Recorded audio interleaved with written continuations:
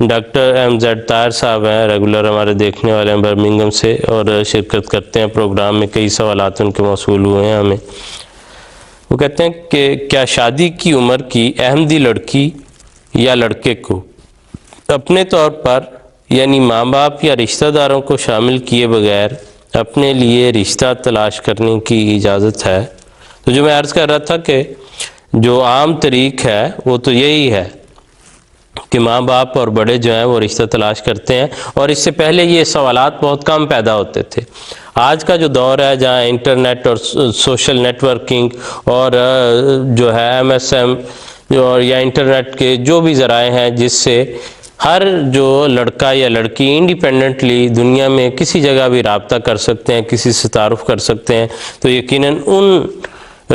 حالات کو مد نظر رکھتے ہوئے یہ سوالات پیدا ہو رہے ہیں، تو ان پر ضرور جو ہے ہمیں گفتگو وہ کرنی چاہیے۔ دراصل یہ ہے کہ اسلام نے مرد اور عورت دونوں کے لیے نکاح، شادی وغیرہ کے الگ الگ احکامات بھی بیان کیے، اور ان کے لیے مثال کے طور پہ مرد کو یہ حکم دیا، قرآن کریم میں اللہ تعالیٰ سورہ النساء میں فرماتا ہے کہ فَانكِحُوا مَا طَابَ لَكُم مِّنَ النِّسَاءِ مَثْنَىٰ وَثُلَاثَ وَرُبَاع، کہ عورتوں میں سے جو تمہیں پسند ہیں ان میں سے 2 3 اور 4 کے ساتھ تم شادی کرو۔ اور اس میں لفظ جو نکاح سے فَانكِحُوا استعمال کیا، یہ باب جو ہے یہ لازم ہے، یعنی تم اپنے نکاح کرو، مردوں کو یہ حکم دیا، اور اس میں گویا مردوں کو یہ اجازت دی کہ وہ چونکہ وہ ذمہ داری ان پہ پڑتی ہے نکاح کے نتیجے میں مختلف قسم کی، اس لیے وہ اپنا گھر بسانے کے معاملے میں خود فیصلہ کر سکتے ہیں، اور ایک فیصلے کی قوت بھی مرد کے پاس اللہ تعالیٰ نے نسبتاً زیادہ ہوتی ہے، تو یہ اس کو کہا کہ تم خود فیصلہ کرو اپنا۔ جہاں تک عورتوں کے معاملات کا تعلق ہے تو قرآن کریم نے مثال کے طور پہ قرآن کریم مومنوں کو یہ حکم دیتا ہے کہ لا تنکحوا المشرکین حتی یؤمنوا، اس یہ سورہ بقرہ میں اللہ تعالیٰ فرماتا ہے، اور مومنوں کو یہ حکم دے رہا ہے کہ تم اپنی عورتوں کو نہ بیاہ ہو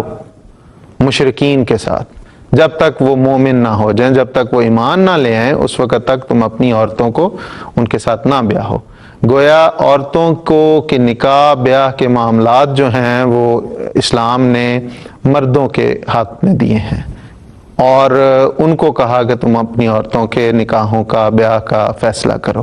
اور یہ جو باب افعال ہے انکحا سے ہے جو متعدی ہے، یعنی تم اپنے عورتوں کا نکاح کا فیصلہ کرو، تو یہ تو ایک لغوی بحث ہے۔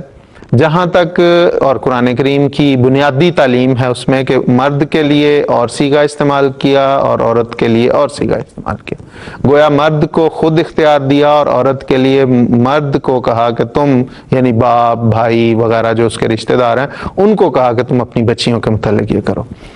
حضور صلی اللہ علیہ وسلم نے بھی حدیث میں متعدد جگہ پہ یہ فرمایا کہ جہاں پہ عورت کی رضامندی اس کے نکاح کے لیے ضروری ہے، وہاں پہ اس کے ساتھ اس کے ولی کی رضامندی بھی ضروری ہے۔ فرمایا لا نکاح الا بولی، کہ جو ولی کے بغیر نکاح ہے وہ کامل نکاح نہیں ہے، وہ درست نکاح نہیں ہے۔ اور خلفائے راشدین کے زمانے میں ایسے نکاح جو ولی کی رضامندی کے بغیر ہوتے تھے اس پہ تعزیر بھی ہوئی، سزائیں بھی دی گئیں۔ تو یہ احادیث میں اسی طرح حضور صلی اللہ علیہ وسلم نے فرمایا کہ جو عورت اپنا نکاح بغیر اپنے ولی کی رضامندی کے کر لیتی ہے فنکاحها باطل، تو اس کا نکاح ہی باطل ہے۔ تو یہ اس قسم کے احکامات جو ہیں وہ بیان کیے۔ حضرت اقدس مسیح موعود علیہ الصلوۃ والسلام نے بھی اس پہ انہی قرآن کریم کی آیات احادیث کی روشنی میں جو بڑا خوبصورت ارشاد فرمایا، وہ حضور فرماتے ہیں، میں حضور کے ہی الفاظ پڑھتا ہوں، حضور فرماتے ہیں اسلام نے یہ پسند نہیں کیا کہ کوئی عورت بغیر ولی کے جو اس کا باپ یا بھائی یا اور کوئی عزیز ہو خود بخود اپنا نکاح کسی سے کر لے۔ چشمہ معرفت میں ہے یہ حوالہ حضور کا کہ کسی عورت کو یہ اختیار نہیں ہے کہ وہ اپنی ولی کی رضامندی کے بغیر کوئی نکاح کرے۔ حضرت مسلم رضی اللہ تعالیٰ عنہ نے حضرت مسیح علیہ الصلوۃ والسلام کے اس ارشاد کی روشنی میں اس کی وضاحت اس طرح کی، اور اس میں جو حکمت ہے قرآن کی، احادیث کی، حضرت مسیح علیہ الصلوۃ والسلام کے ارشاد کی، اس کو بھی کھول دیا۔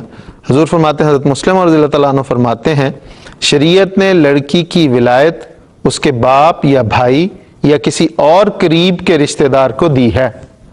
اس لیے کہ وہ لڑکی کے فوائد کو مد نظر رکھیں۔ گویا اس میں حکمت جو اسلام کی ہے وہ یہ ہے کہ عورت بعض اوقات نسبتاً اس میں جذباتی طور پہ فیصلہ کر لیتی ہے، جلدی کر لیتی ہے اپنا فیصلہ، اور مرد، اور پھر دوسرا یہ ہے کہ چونکہ اس کو باہر کے ماحول کا، ذمہ داریوں کا اس طرح اس کو بوجھ نہیں پڑتا، اس لیے وہ اپنے معاملات اس طرح کرتی ہے۔ تو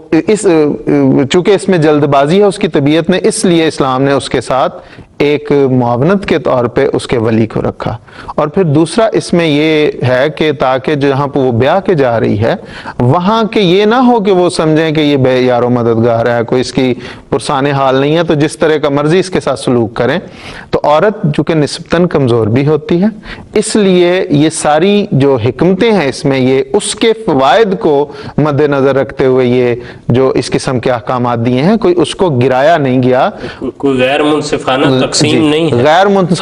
منصفانہ تقسیم نہیں، بلکہ اس کو یہ اس کے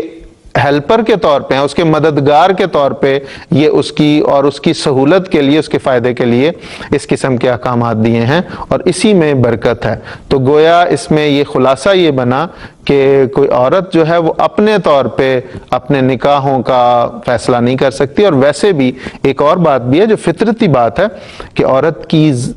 ذات میں اللہ تعالیٰ نے فطرتاً ایک شرم اور حیا کا مادہ زیادہ رکھا ہے، اور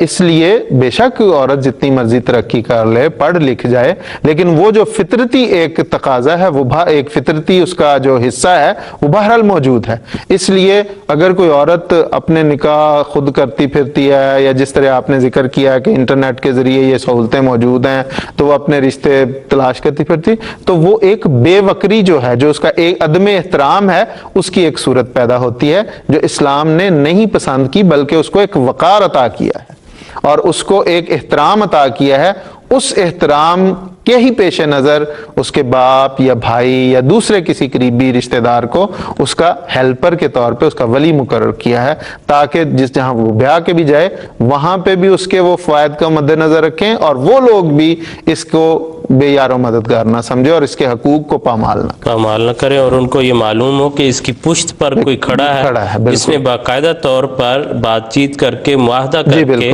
اس کو ہمارے سپرد کیا ہے۔ اور خان صاحب اس میں پھر یہ بھی بات جو ہے ہمیں نظر آتی ہے کہ خدا نخواستہ اگر وہاں پر کوئی خرابی پیدا ہوتی ہے اور اگر علیحدگی ہو جاتی ہے تو اس عورت نے پھر واپس، وہ عورت انڈیپینڈنٹ کسی جگہ پر نہیں ہے، اس عورت نے واپس پھر اسی جگہ پر آنا ہے۔ تو اس لیے جن لوگوں پر اس کی الٹیمیٹلی واپس ذمہ داری پڑ سکتی ہے یا پڑتی ہے، ساری عمر رہتی ہے، اس لحاظ سے کہ وہ ان کی بچی ہونے کے لحاظ سے اسے کبھی تعلق ختم نہیں ہوتا، تو وہ اس کے سارے معاملات کے ذمہ دار ہیں۔ تو اس ذمہ دار کو اس سٹیج پر علیحدہ کس طرح کیا جا سکتا ہے کہ وہ یہ دیکھے نا کہ یہ کہاں کر رہی ہے یا کیا فیصلہ کرنے والی ہے، وہ مناسب بھی ہے یا نہیں ہے۔ تو چونکہ ذمہ دار وہ ہے الٹیمیٹلی، اور یہ سارے معاشروں میں اس کا اسلام سے یا کسی مذہب سے تعلق نہیں ہے، پورا معاشرتی سیٹ اپ ہم دیکھیں تو اسی طرح ہے کہ اگر عورت کو کوئی تکلیف ہوتی ہے، بچی کو تکلیف ہوتی ہے، تو سب سے پہلے اس کا والد ہے، والدین ہے، اس کے بھائی ہیں، اور پھر اس کے جو اسی طرح درجہ درجہ رشتہ دار ہیں، وہ اس کی ساری ذمہ داریاں جو ہیں وہ اٹھاتے ہیں۔ تو اس میں کس طرح علیحدہ کیا جا سکتا ہے کہ دیکھیں جی ویسٹرن جو دنیا ہے اس میں تو عورتیں خود ہی اپنے رشتے کر لیتی ہیں اور خود ہی علیحدگیاں لے لیتی ہیں، کوئی تو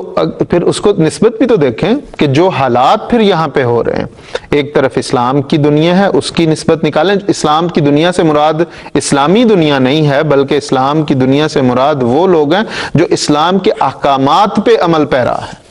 صرف اپنے آپ کو مسلمان کہہ دینے والے یا ایک اسلامی حکومت میں بسنے والے مراد نہیں ہیں، بلکہ وہ لوگ جو اسلام کے احکامات پہ عمل پیرا ہیں ان کے حالات دیکھیں کہ کس طرح اللہ تعالیٰ ان کے معاملات کو سیدھا رکھتا ہے، اور اس کے مقابلے پہ اس ویسٹرن دنیا کو دیکھ لیں کہ یہاں پہ عورت کی بے وقری جو ہے اور جو عدم احترام ہے، بے شک اس کو یہ ایک فریڈم کے نام پہ اور ایک آزادی کے نام پہ میں تو صاف کہتا ہوں کہ یہ تو دھوکہ ہے جو اس بیچاری کو گھر سے نکال کے باہر مردوں میں لے آئے ہیں. وہ تو ایک گھر کی زینت تھی، ایک گھر کی ملکہ اسلام نے اسے بنایا ہے اور اس کو سارے اختیارات دیے. اور باہر کا